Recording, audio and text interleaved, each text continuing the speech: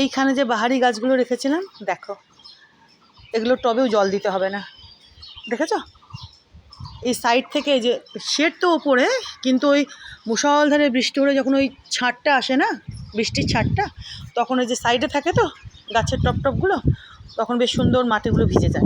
দেখো, দেখেছো? দেখো, জলে দিতে হবে না। কি হাওয়া, কি হাওয়া!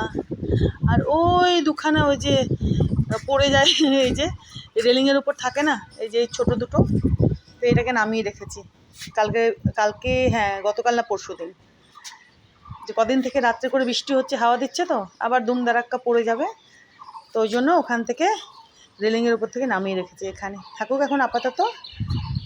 আর এই যে তুলসী গাছখানা দেখো, দেখেছো কত পাতা বেরোচ্ছে?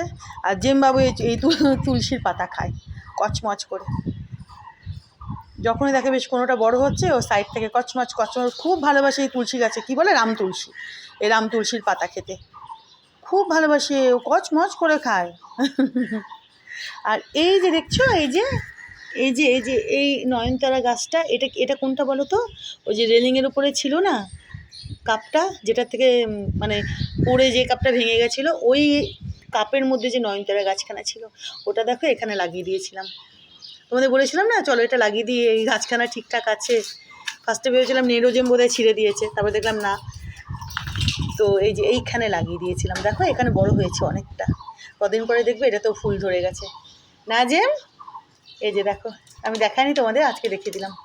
আর তুলসী গাছখানা দেখো ভোরে ডাল পাতা হচ্ছে, আর জেমবাবু টুকটুক করে এখান থেকে তুলসী পাতা ছিঁড়ে ছিঁড়ে খায়। আজ জেম দেখো, তোমাদের একটু চারপাশটা দেখিয়ে দিই আমার বাড়ির ছাদ থেকে। দেখো আকাশখানা দেখো, দেখো এখন কোকিল ডাকছে না, বৃষ্টি হয়েছে তো বোধহয়, ওই জন্য মনে হয় আমার। অন্যদিন কোকিলের ডাকটা তোমরা শুনতে পারো আমার ভিডিওতে। আজকে সারাদিন কে জানি এরকম মেঘলাই বোধহয় থাকবে। দেখেছো আকাশটা এখন এরকম হয়ে আছে, বেশ ভালোই লাগছে, খারাপ লাগছে না।